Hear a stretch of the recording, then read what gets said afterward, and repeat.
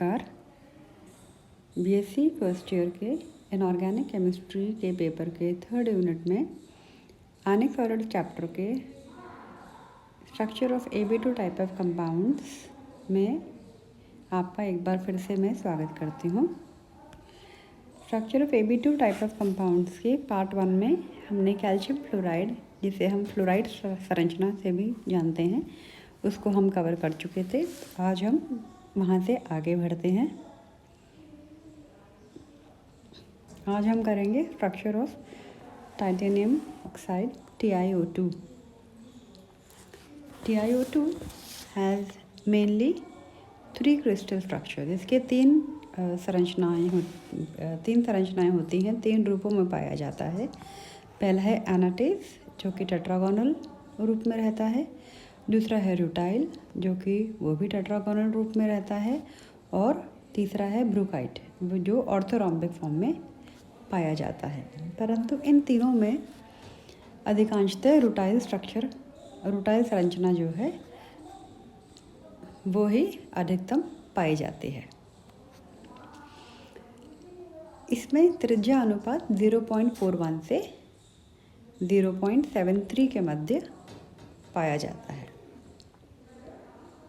The rutile structure can be considered an example of holes filling in a strongly distorted HCP hexagonal closed packing anion arrangement, but the cations occupy only half the octahedral holes and there is a considerable buckling of the closed pack anion layers.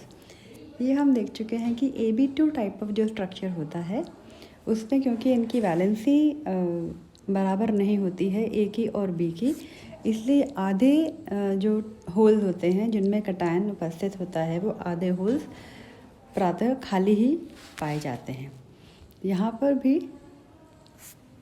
पे each titanium atom is surrounded by 6 oxygen atoms and each oxygen atom is surrounded by 3 titanium ions. यहाँ पे अतः therefore the rutile structure has 6:3 coordination। यहाँ पर क्योंकि त्रिज्या अनुपात भी जो है वो 0.41 से 0.73 के मध्य होता है, इससे यह निष्कर्ष निकलता है कि एक आयन की उप सहसंयोजन संख्या का मान 6 होना चाहिए और इस अणुसूत्र को देखते हुए दूसरे आयन की उप सहसंयोजन की संख्या का मान 3 होना चाहिए। अतः हम देख चुके हैं कि जो रूटाइल स्ट्रक्चर है यहाँ पे हमारे पास में, इस रूटाइल स्ट्रक्चर के आधार पर भी यहाँ पे जो संरचना है वो 6:3 पे कोऑर्डिनेशन नंबर की है। यहाँ पे प्रत्येक टाइटेनियम आयन जो Ti4+ आयन जो है वो ऑक्सीजन आयन के द्वारा अष्टफल की आकृति में घिरा रहता है। यहाँ पे एक अष्टफल की आकृति यहाँ पर बन रही है यहाँ पे, और 6 से घिरा हुआ है। 6 है यहाँ पे 4 स्क्वायर प्लेन और एक अबव प्लेन, एक बिलो प्लेन, परंतु प्रत्येक ऑक्सीजन आयन जो है वो समतल त्रिकोणीय अवस्था में 3 टाइटेनियम आयन के द्वारा ही घिरा रहता है। तो ये एंड रिजल्ट में हमारे पास में 6:3 का कोऑर्डिनेशन नंबर हमें मिलता है।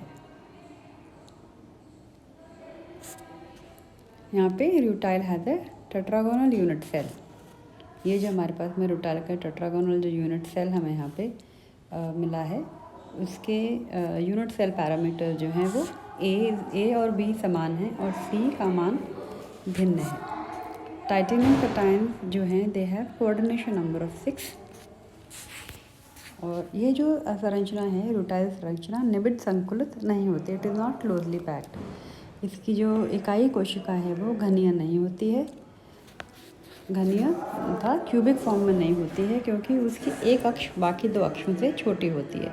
यहाँ पे हम देख रहे हैं किस तरह से A और B का मान तो सेम है यूनिट सेल में, परंतु C जो है वो AB से छोटा है। तो it is not a perfect cube. तो ये क्यूबिक संरचना नहीं है, घनीय इकाई कोशिका नहीं है, इसकी यूनिट सेल जो है वो क्यूबिक फॉर्म में नहीं है।